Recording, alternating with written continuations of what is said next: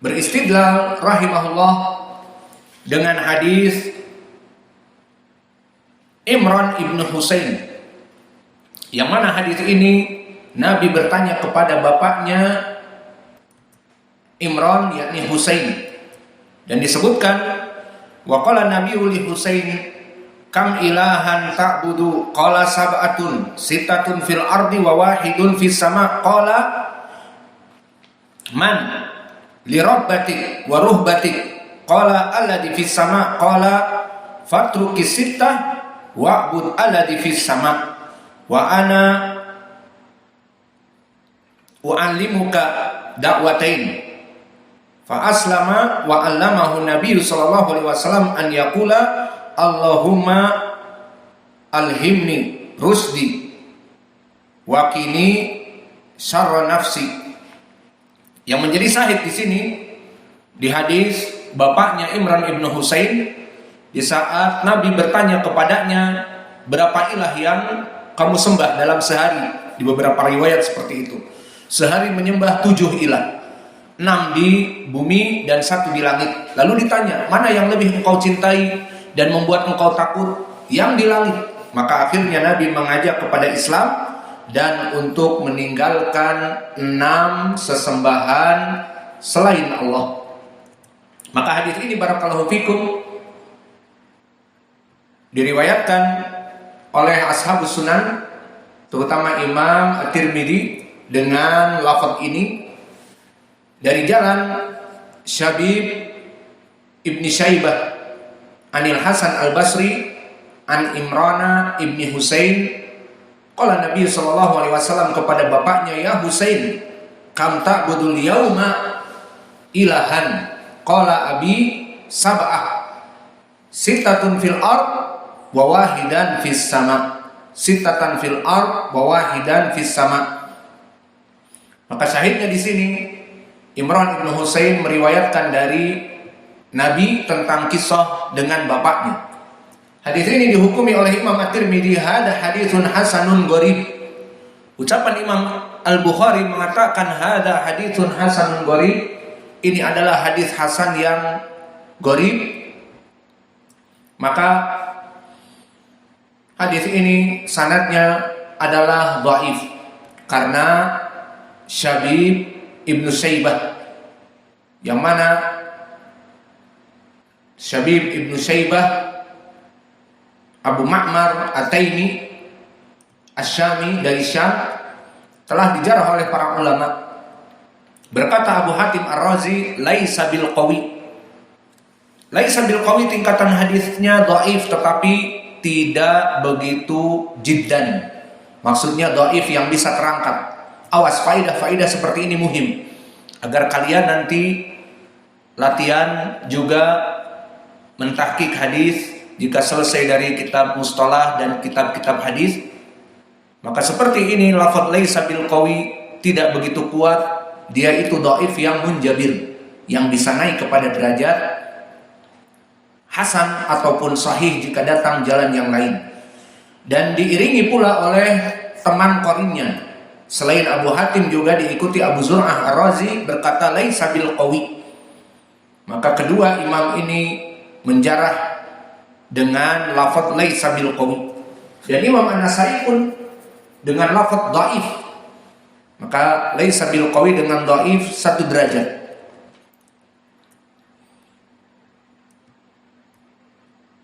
Dan Imam Al-Bukhari menyebutkan muqaribul hadis. Imam Al-Bukhari mengatakan muqaribul hadis. Hadisnya itu mendekati kepada kebenaran. Itu maknanya. Perlu diketahui Imam Al-Bukhari mempunyai lafaz-lafaz yang khusus dalam permasalahan menjarah. Kebanyakan berbeda dengan lafaz para ulama yang lain. Maka Imam Al-Bukhari mempunyai lutful ibarah, mempunyai ibarah yang sangat lembut, namun intinya keras. Jadi tidak mesti seseorang jika menjarah seseorang itu dengan lafaz-lafaz yang kasar, bisa jadi lafaznya itu tidak begitu kasar menunjukkan bahwa dia itu dhaif, namun dengan lafaz-lafaz yang tidak begitu membuat bulu kuduk berdiri. Seperti di sini, muqarribul hadis ahsan min lafaz Abu Zur'ah wa Abu Hatim laisa bil qawi. Dia tidak kuat hadisnya. Tapi Imam Al-Bukhari mengatakan muqarribul hadis. Hadisnya mendekati kepada kebenaran. Maknanya dhaif. Tidak sampai kepada riwayat thiqah. Dan ini kebiasaan Imam Al-Bukhari. Dan yang lainnya Imam Al-Bukhari mengatakan sakatu anhu, bahwa para ulama diam atasnya. Para ulama tidak meriwayatkan dari rawi ini. Setelah dicek memang dhaif, namun kadang-kadang dhaif yang biasa, kadang-kadang dhaifun jiddan disebutkan sakatu anhu. Maka kalimat sakatu anhu dan juga muqarribul hadis, maka lafaz-lafaz seperti ini adalah lafaz-lafaz yang menunjukkan Imam Al-Bukhari latiful ibarah. Maka antum jika marah kepada teman yang sesama belajar di sini, main-main dan sebagainya, maka kebanyakan antum menjarahnya dengan syadid. Wahai dog, anjing, wahai keledai, dangki, ataupun binatang-binatang yang mungkin khayalan, wahai T-Rex, wahai King Kong, wahai naga dan sebagainya. Maka daripada kasar-kasar seperti itu, mendingan datangkan lafaz yang husnul ibarah seperti Imam Al-Bukhari, yang latiful ibarah, menjarah tetapi jarahannya baik. Namun kesimpulannya, janganlah kalian saling menjarah di antara sesama tulabul ilm. Laporkan ke saya orang-orang yang mulutnya kotor. Namun hanya sekedar intermezzo bahwa Imam Al-Bukhari dulu di saat menjarah para muhaditsin yang dhaif, jarahnya lembut, namun menuhuk, menohok dan menusuk. Sama disebutkan para ulama sakatu anhu dhaif, bisa jadi dhaif jiddan. Dan juga muqarribul hadis bisa dhaif ataupun dhaifun jiddan. Dan juga kalimat munkarul hadis dipakai oleh Imam Al-Bukhari. Adapun Imam Abu Hatim ma'ruf, dia lisannya sangat kencang dari mutasyaddidin. Maka orang yang biasa-biasa kadang disebut dajjal, kadang disebut matruk, kadang disebut dhaifun jiddan. Juga Yahya Ibnu Ma'in, apalagi Ibnu Hibban dan sebagainya. Maka nanti kita akan belajar bagaimana qawaid jarh wa ta'dil jika kita mulai masuk kepada latihan mentahqiq hadis. Insyaallah kita menginginkan santri-santri di sini seperti santri-santri waktu kita dulu di Syekh Mukbil, dan kita menugaskan kepada kalian memeriksa hadis-hadis. Kalau bisa kita mentahqiq hadis-hadis yang dibutuhkan untuk kemaslahatan kaum muslimin. Maka hadis ini kalau begitu bagaimana dhaif? Karena rawi yang diriwayatkan oleh Imam At-Tirmidzi, Syabib Ibnu Syaibah, dhaif. Kemudian meskipun dhaif, telah datang riwayat yang datang dari jalan yang lain. Diriwayatkan oleh Imam Ibnu Khuzaimah di Kitab Tauhid dan Imam Adz-Dzahabi di Al-Ulu. Maka Imam Adz-Dzahabi mempunyai sifat Al-Ulu, hadis-hadis tentang Allah itu di atas. Maka peperangan tentang akidah bukan di zaman sekarang saja. Di zaman dulu, seperti di zaman Imam Adz-Dzahabi, muridnya Imam Ibnu Taimiyah, dan di zaman Imam Ibnu Taimiyah dan zaman dulu. Maka kelompok Ahlul Bid'ah dari kelompok Maturidiyah, Al-Asy'ariyah, Al-Jahmiyah dan Al-Mu'tazilah, Al-Kullabiyah yang mentakwil-takwilkan sifat-sifat Allah sesuai kehendak mereka, itu sudah ada di zaman Doeloe. Saking dulunya di zaman Doeloe, ejaan sebelum Suwandi.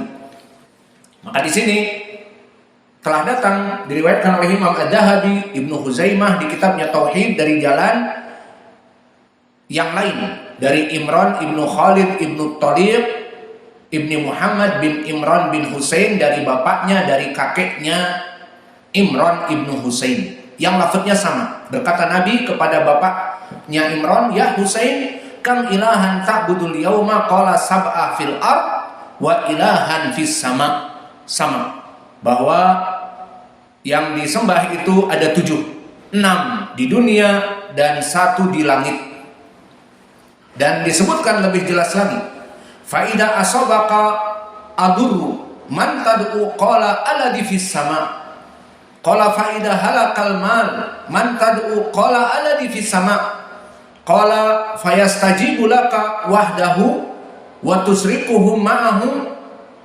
Kemudian disebutkan hadis yang panjang ini. Maknanya ditanya oleh Nabi, jika kamu dalam keadaan dharra, dalam keadaan diuji, maka kembali kepada siapa kamu berdoa? Kepada yang di langit. Lalu jika harta-harta kamu hancur, bangkrut atau tidak ada panen, maka kamu kembali kepada siapa berdoa? Alladzi fis sama. Maka inilah dari hadis potongan yang semakna, namun sanad ini pun dhaif karena Imran ibnu Khalid, cucu dari Imran ibnu Husain, maka didhaifkan oleh para ulama. Berkata Abu Hatim dhaif. Maka yang rajih dia adalah dhaif munjabir. Juga berkata Ad-Darqutni laisa bil qawi. Maka dari 2 jalan ini barakallahu fikum bisa naik kepada derajat hasan li ghairi. Maka hadis Imran bin Husain yang menjadi pendalilan adalah wa wahidun fis sama, maka aku menyembah 7 ilah, 1 yang di langit. Maka akhirnya masuk Islam dan hanya menyembah kepada Allah saja. Kemudian beristidlal penulis juga dengan hadis yang berikutnya, wa fima nukila min alamatin Nabi sallallahu alaihi wasallam wa ashabihi fil kutub al-muqaddimah al-mutaqaddimati annahum yasjuduna bil ardi wa yaz'umuna anna ilahahum fis sama'.